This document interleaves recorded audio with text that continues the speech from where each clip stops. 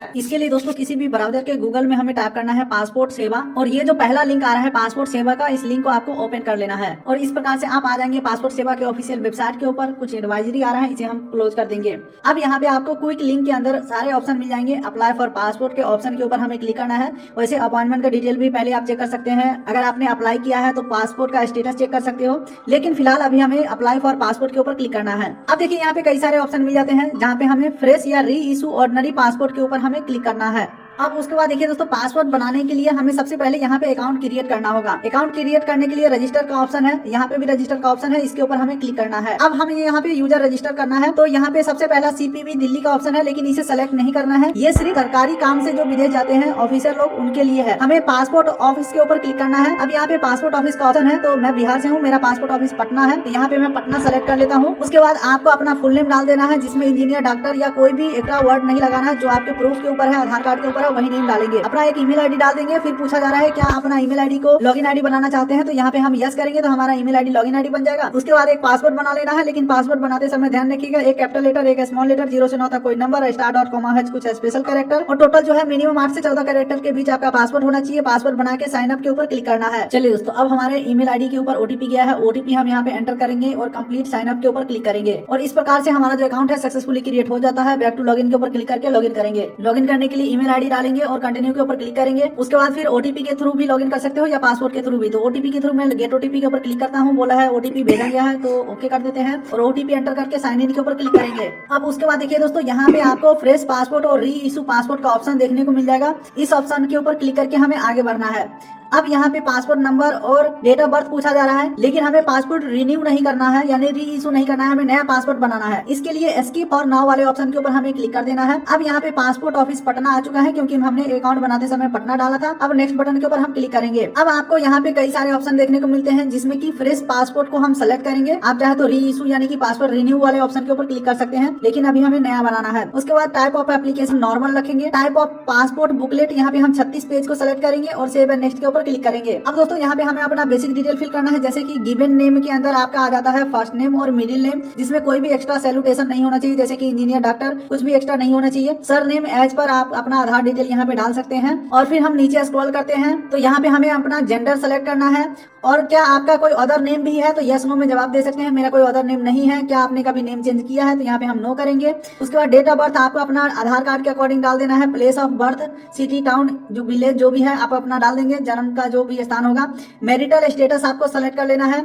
उसके बाद पूछा जा रहा है क्या आपका जन्म इंडिया से बाहर हुआ है, तो हम यहाँ पे नो करेंगे। चलिए और आगे बढ़ते हैं, तो सिटीजनशिप ऑफ इंडिया बाय, यहाँ पे हम बाय बर्थ करेंगे, यानी कि जन्म से ही भारत के नागरिक हैं। उसके बाद अपना पैन नंबर डाल देंगे, वोटर आईडी कार्ड डाल देंगे। हालांकि ये मैंडेटरी नहीं है, लेकिन एक तरीके से पैन नंबर मैंडेटरी ही समझो। यहाँ पे नहीं डालोगे तो पासपोर्ट ऑफिस के अंदर पूछ ही लिया जाएगा। वोटर कार्ड आप नहीं भी डालोगे तो भी कोई फोर्स नहीं करने वाला है आपको, ठीक है। अब चलिए आगे बढ़ते हैं, तो एम्प्लॉयमेंट टाइप आज के हिसाब से आपको डाल देना है। आप ये ना सोचिए कि कल को हम जॉब करेंगे या बिजनेस करेंगे। आज अगर आप स्टूडेंट है तो स्टूडेंट ही डालें, क्योंकि पुलिस वेरिफिकेशन में ये चीजें वेरीफाई किया जाएगा, ठीक है। तो यहाँ पे मैं सेल्फ एम्प्लॉयड सेलेक्ट कर लेता हूँ। इसके बाद अगला ऑप्शन आ जाता है माइनर के केसेस में। अगर किसी का जो गार्जियन है गवर्नमेंट सर्विस में है, तो यहाँ पे यस करना है, लेकिन हम यहाँ पे नो कर देंगे। एजुकेशन क्वालिफिकेशन अपने हिसाब से सेलेक्ट कर लेना है। इसी एजुकेशन के बिहाफ पे डिपेंड करता है कि आपको ईसीआर पासपोर्ट मिलेगा या नॉन ईसीआर पासपोर्ट। जैसे कि हमारा जो पढ़ाई लिखा है वो 10वीं से ऊपर है, यानी कि 10th पास एंड अबव है। इसको मैं सेलेक्ट करता हूँ। तो यहाँ पे आप देखोगे is applicant eligible for non ECR category. Non ECR passport के लिए हम एलिजिबल हैं, ऑटोमेटिक यस हो चुका है। हालांकि ईसीआर और नॉन ईसीआर में फर्क मैं आपको बता देता हूँ। ईसीआर का मतलब होता है इमिग्रेशन चेक रिक्वायर्ड, यानी कि जिसका पढ़ाई लिखाई 10वीं से कम है उसको एक्स्ट्रा पूछताछ किया जाएगा किसी भी देश में जब वो काम करने जाते हैं। हालांकि टूरिस्ट वीजा के ऊपर ये चीजें कोई मायने नहीं रखता। आप चाहे 10वीं से कम पढ़े लिखे हो, ज्यादा पढ़े लिखे हो, टूरिस्ट में कोई फर्क नहीं पड़ता, कोई पूछताछ नहीं होगा, कोई दिक्कत नहीं होंगे। ये जो कैटेगरी है खास करके उनके लिए बनाया गया है जो गल्फ कंट्री में काम करने जाते हैं। पहले आप सुनते होंगे कि काम करने गया, पासपोर्ट भी छीन लिया, वापस नहीं आ पा रहा है, तो इसीलिए आप जो कम पढ़े लिखे हैं उनका ज्यादा पूछताछ किया जाता है, उसका कैटेगरी ही अलग कर दिया गया है, ठीक है। तो चीजें समझ में आ चुका है। अगर आप 10वीं से ज्यादा पढ़े लिखे हैं तो नॉन ईसीआर यानी कि बिना किसी पूछताछ के आप जा सकते हैं। नॉन ईसीआर का मतलब यही हो गया, ठीक है। तो मैंने नॉन ईसीआर यस कर देता हूँ। उसके बाद आगे बढ़ते हैं, तो विजिबल मार्क पूछा जा रहा है, यानी कि आपके शरीर के ऊपर ऐसा कोई भी चिन्ह जो आपका पहचान में मदद करता हो, जैसे कि आपके चेहरे के ऊपर कोई तिल है या कोई कटा पीटा चिन्ह है जो परमानेंट है, तो वो चीजें यहाँ पे आप लिख सकते हैं। आधार नंबर आपको डाल देना है, टर्म्स एंड कंडीशन एग्री करके सेव एंड नेक्स्ट के ऊपर क्लिक करेंगे। चलो एक बार मैं ऊपर का सारा डिटेल फिल करके नेक्स्ट करता हूँ। चलिए दोस्तों अब आगे बढ़ते हैं, तो फैमिली डिटेल फिल करने का ऑप्शन आ रहा है। नीचे स्क्रॉल करते हैं, तो यहाँ पे आप देखोगे योर एप्लीकेशन रेफरेंस नंबर हमारा जनरेट हो चुका है और यहाँ पे हमें कुछ अपना फैमिली से रिलेटेड डिटेल फिल करना है, जैसे कि फादर का गिवन नेम यानी कि फर्स्ट नेम मिडिल नेम डालना है और लास्ट नेम डालना है। मदर का फर्स्ट मिडिल नेम डालेंगे, लास्ट नेम डालेंगे। लीगल गार्जियन अगर कोई है तो उनका डिटेल आप first middle name last name डाल सकते हैं। और अगर आप मैरिड है तो आपको अपना पत्नी का डिटेल यहाँ पे डालना होगा, या अगर पत्नी है तो पति का डिटेल डालना होगा, जो कि मैंडेटरी है। यहाँ पे स्टार लगा हुआ है, यानी कि स्पाउस का नेम डालना होगा। फर्स्ट नेम मिडिल नेम यहाँ पे डालेंगे, लास्ट नेम यहाँ पे डालेंगे और सेव बटन के ऊपर क्लिक करेंगे। चलिए दोस्तों, अब हम आगे बढ़ चुके हैं। एड्रेस डिटेल डालने का ऑप्शन आ रहा है, तो यहाँ पे नीचे स्क्रॉल करते हैं तो पूछा जा रहा है कि आपका प्रेजेंट एड्रेस इंडिया से बाहर का है, तो यहाँ पे हम नो करेंगे। तो इंडिया का एड्रेस डालने का ऑप्शन आ चुका है, हाउस नंबर, स्ट्रीट नंबर, ठीक है, village, city, town, pin code, state, district, police station, mobile with country code, telephone number में कुछ नहीं डालेंगे, ईमेल आईडी एक डाल देंगे। और फिर पूछा जा रहा है कि आपका परमानेंट एड्रेस अवेलेबल है, तो यहाँ पे हम यस करेंगे।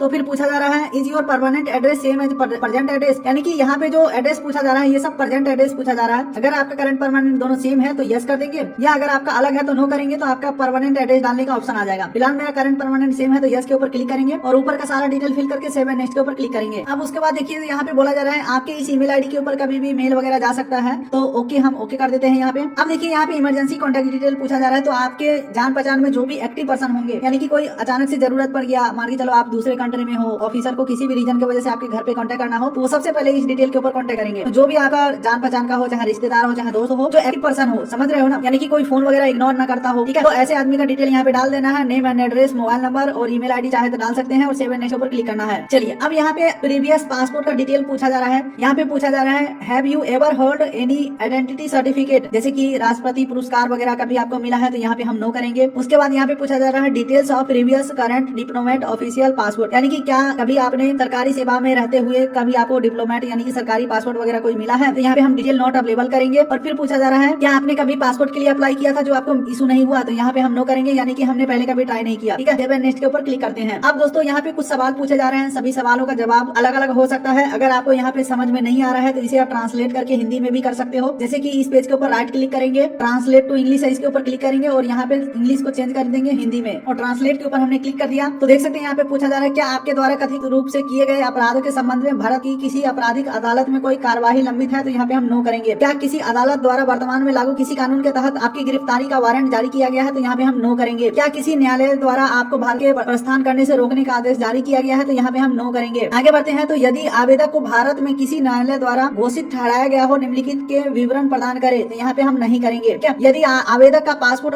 अस्वीकृत खारिज कर दिया गया हो तो निम्नलिखित विवरण प्रदान करे, तो यहाँ पे क्या आपको कभी पासपोर्ट देने से इनकार किया गया है, तो नहीं। क्या आपका पासपोर्ट कभी जब्त हुआ है, तो नहीं। क्या आपका पासपोर्ट कभी रद्द हुआ है, तो नहीं। यदि आवेदक के विदेश नागरिकता के लिए आवेदन किया है या उसे विदेशी नागरिकता प्रदान की गई हो, तो निम्नलिखित विवरण का प्रदान करें। क्या आपको कभी किसी अन्य देश का नागरिकता प्रदान की गई है, तो यहाँ पे नहीं करेंगे। क्या आपने कभी किसी अन्य देश का पासपोर्ट धारण किया है, तो नहीं। क्या आपने कभी अपना भारतीय पासपोर्ट सरेंडर किया है, तो नहीं। क्या आपने कभी भारतीय नागरिकता त्यागने के लिए आवेदन किया है, तो यहाँ पे नहीं करेंगे। अब यहाँ पे अगला जाते क्या आप आपातकालीन प्रमाण पत्र इसी पर भारत लौटे हैं, तो यहाँ पे नहीं। क्या आपके कोई क्षेत्र देश से निर्वासित किया गया है, तो नहीं। क्या आपको कभी किसी देश से वापस भारत भेजा गया है, तो नहीं करेंगे। ठीक है दोस्तों, ये सवाल तो सेम ही है लेकिन आंसर अपने हिसाब से देना है, इसीलिए मैं आसान भाषा में आपको एक्सप्लेन किया हूँ। चलिए सारे डिटेल हमने फिल कर लिया और आगे बढ़ते हैं, नेक्स्ट के ऊपर क्लिक करते हैं। अब वापस से हम इसको इंग्लिश में कर देते हैं, यहाँ पे ट्रांसलेट वाले के ऊपर क्लिक करेंगे और यहाँ पे इंग्लिश कर देते हैं। अब दोस्तों आपका पासपोर्ट किस प्रकार से दिखेगा वो डिटेल यहाँ पे देखने को मिल जाएगा। एप्लीकेंट का फोटो सिग्नेचर तो बाद में हमें पता चलेगा, बाकी अपना पर्सनल डिटेल जो है चेक कर सकते हो, एड्रेस वगैरह सारा कुछ चेक कर सकते हो। सब कुछ सही है तो सेलेक्ट करके प्रीव्यू के ऊपर क्लिक करना है। सब कुछ सही है तो सेलेक्ट करके सेव एंड नेक्स्ट के ऊपर क्लिक करेंगे। उसके बाद देखिए यहाँ पे नीचे स्क्रॉल करते हैं तो प्रूफ ऑफ बर्थ में क्या डॉक्यूमेंट दे सकते हो, तो यहाँ पे मैं परमानेंट अकाउंट नंबर यानी कि पैन नंबर सेलेक्ट करता हूँ, यानी कि पैन कार्ड सेलेक्ट करता हूँ। आप चाहे तो डिजी लॉकर से परमिशन दे सकते हैं। उसके अलावा प्रूफ ऑफ प्रेजेंट एड्रेस में आधार कार्ड देंगे, ठीक है। उसके बाद प्रूफ ऑफ ECNR यानी कि प्रूफ ऑफ ECNR यहाँ पे मैं तो ECNR का मतलब होता है इमिग्रेशन चेक नॉट रिक्वायर्ड है आपका, यानी कि आप 10वीं से ज्यादा पढ़े लिखे हैं। तो इस चीज को प्रूफ आप कैसे करोगे, तो इसके ऊपर क्लिक करते हैं हम। तो यहाँ पे आप देख सकते हैं ऑप्शन आ रहा है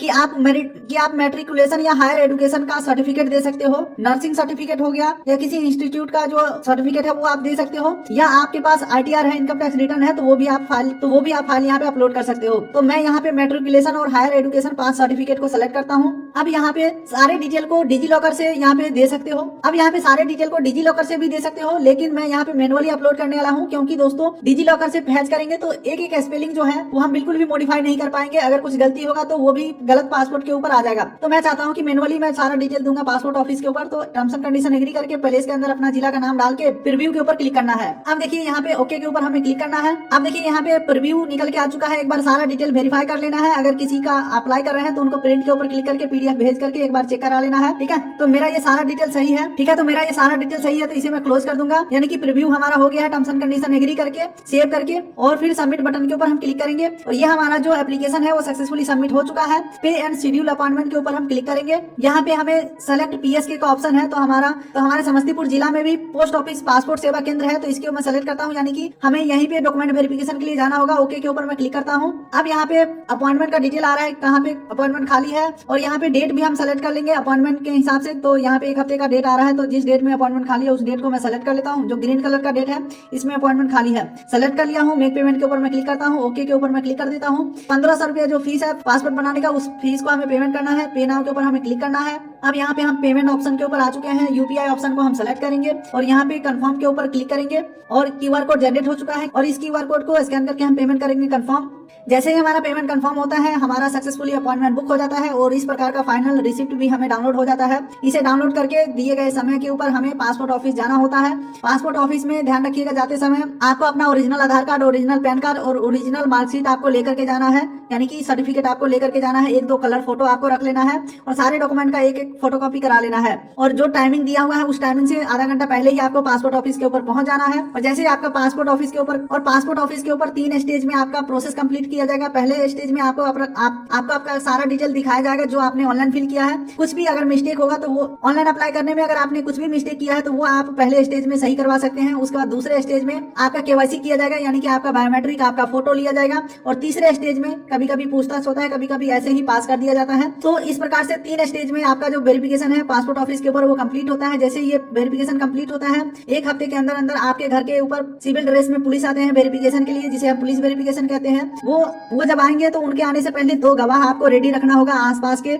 और आपके घर के एड्रेस का जो आपके आधार कार्ड के ऊपर एड्रेस है सेम एड्रेस का गवाह भी होना चाहिए। ऐसा नहीं है कि आप कहीं दूर से दोस्त को बुला लिए गवाही बना लीजिए, तो ऐसा नहीं होता है। जो गवाही देंगे उनका फोटो लिया जाएगा, उनका आधार कार्ड का फोटो लिया जाएगा। और इस प्रकार से पुलिस वेरिफिकेशन कंप्लीट होते हैं। और पुलिस वेरिफिकेशन के 1 हफ्ते के बाद कभी भी आपके घर के एड्रेस के ऊपर पासपोर्ट का कोरियर आ सकता है इंडिया पोस्ट के माध्यम से। तो यही है कंप्लीट प्रोसेस 2026 के अंदर नया पासपोर्ट बनाने का। उम्मीद करता हूँ वीडियो आपको अच्छा लगा तो वीडियो कर दिए लाइक, चैनल कर दिए सब्सक्राइब, ताकि मिलेंगे ऐसे किसी अगले वीडियो में। तब तक के लिए नमस्कार।